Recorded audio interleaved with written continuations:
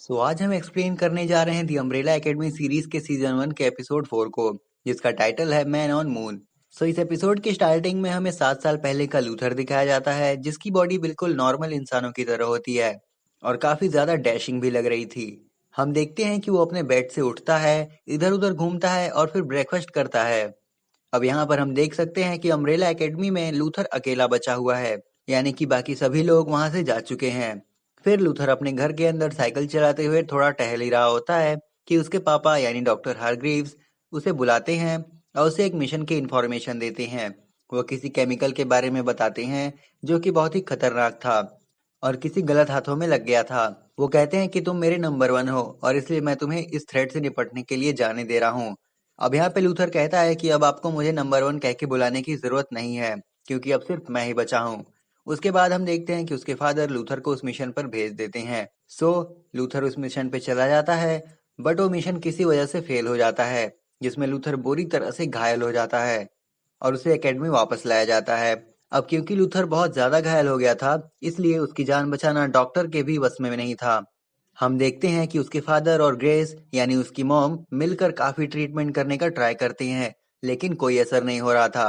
और doctor Hargreaves Luther को एक ऐसा इंजेक्शन देते हैं जिससे कि उसकी जान तो बच जाती है, but as a side effect उसकी बॉडी एक बीस्ट के जैसी बन जाती है, मानो कि वो एक एप जैसे बन गया हो। वैसे तो वो इंजेक्शन लेने के बाद लूथर काफी समय तक बेहोश पड़ा होता है, पर जब उसे होश आता है तो देखता है कि उसकी पूरी बॉडी पर बाल आ चुके हैं और उसकी पूरी बॉडी अजीब सी हो गई है और वो अपनी बॉडी को देखकर जोर से चिल्लाता है। अब उस इंजेक्शन से लूथर की जान तो बच गई, पर उसकी बॉडी बिल्कुल एक जंगली जानवर के जैसे बन चुकी थी। और फिर कहानी प्रेजेंट में आ जाती है, जहां हम देखते हैं कि लूथर ये फ्लैशबैक अपने सपने में देख रहा होता है। और जैसे ही उसकी आंख खुलती है तो उसके सामने एलिसन होती है। वो उससे कहती है कि मेरे साथ चलो, तुम्हें कुछ दिखाना है। और फिर हम देखते हैं कि लूथर और एलिसन ग्रेस के पास जाते हैं, यानी कि उनकी मॉम के पास। और यहाँ उन्हें पता चलता है कि किसी ने उनको ऑफ कर दिया है। अब वो लोग यही सस्पेक्ट कर रहे थे कि कल रात जो मास्क पहने हुए 2 लोग आए थे अटैक करने के लिए, शायद उन्होंने ही इनका ये हाल कर दिया हो। पर सच्चाई तो ये थी कि उनकी मॉम को डिएगो ने शट डाउन किया था, क्योंकि डिएगो से उनकी ऐसी हालत देखी नहीं जा रही थी। वहीं दूसरी तरफ वान्या लेनर्ड के घर पे दिखाई जाती है। वो सोफे पर सो रही होती है, तभी कुछ आवाज होती है और वो नींद से उठती है। फिर लेनर्ड उसे कॉफी लाके देता है और तभी वान्या को याद आता है कि उसे रिहर्सल का टाइम हो गया है। और हम देखते हैं कि वो रिहर्सल के लिए जा रही होती है और लेनर्ड भी उसके साथ जाने के लिए तैयार हो जाता है।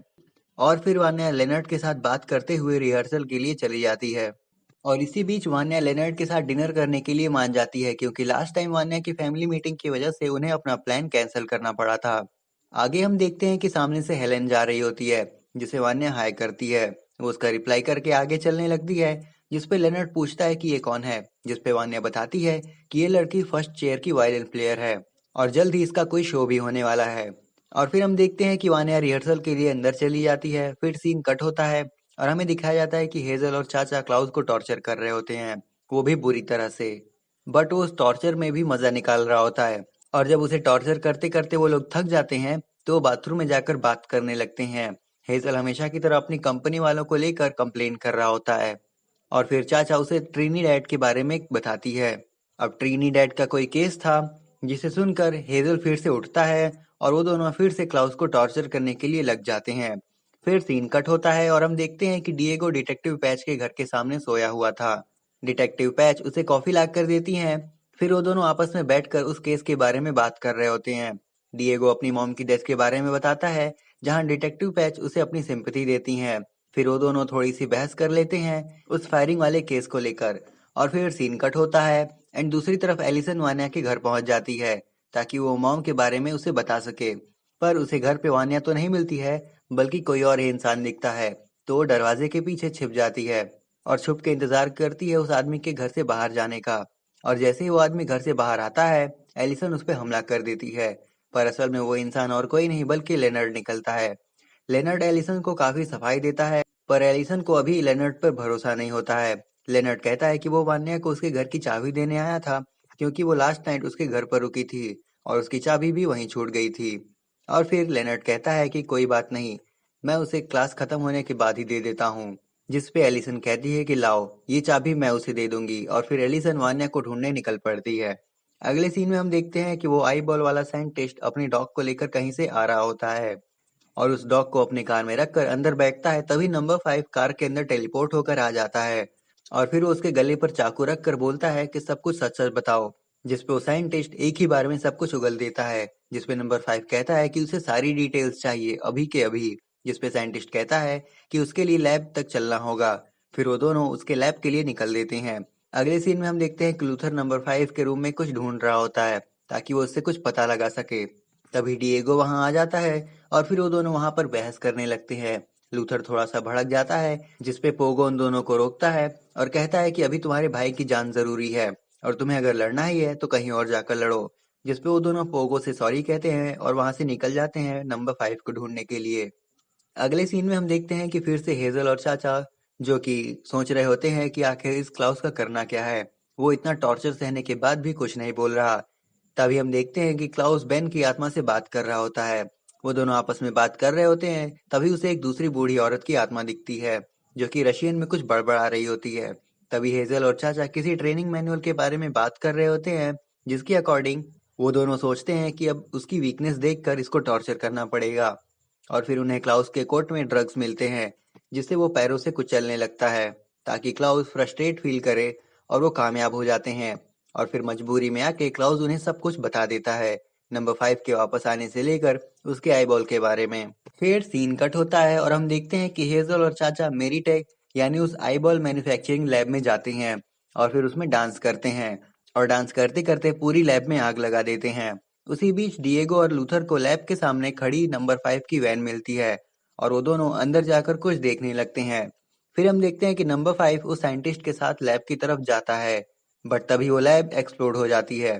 फिर सीन कट होता है और हम देखते हैं कि एलिसन आखिर में वान्या को ढूंढ ही लेती है और वो दोनों एक पब में बैठ के ड्रिंक्स लेते हैं और बातें कर रहे होते हैं जहां एलिसन उसे कहती है कि मॉम को किसी ने शट डाउन कर दिया।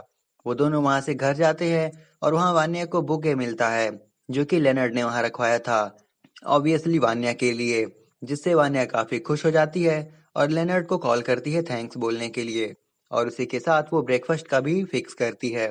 पर तब हमें लेनर्ड वान्या की मेडिसिन वॉश बेसिन में फेंकता हुआ दिखाया जाता है। उसने ऐसा क्यों किया ये तो रिवील नहीं करा गया है इस एपिसोड में।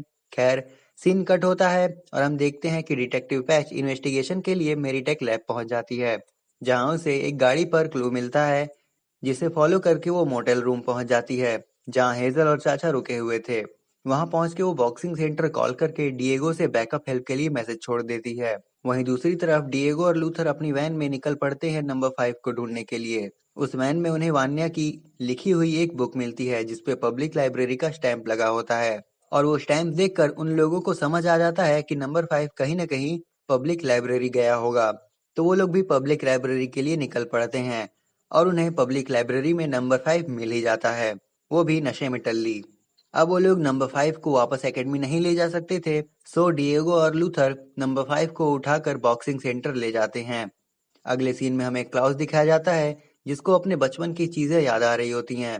कैसे उसके पापा डॉक्टर हारग्रीव्स ने उसे काल कोठरी में बंद करके रखते थे ताकि उसे भूतों से डर लगना बंद हो जाए। तब बेन ने क्लाउस को समझाया था कि वो भूतों से डरना बंद कर दें क्योंकि वही तो उसकी सुपर पावर है। फिर क्लाउस को वहां पर हेजल और चाचा के काफी सारे विक्टिम्स की आत्माएं दिखने लगती हैं। वो आत्माएं एक एक करके उसे अपनी अपनी स्टोरीज बताती हैं कि आखिर कैसे हेजल और चाचा ने उन्हें मारा था। वो कॉफी शॉप वाला इंसान भी था जिसे हेजल और चाचा ने इलेक्ट्रिक करंट देकर मारा था।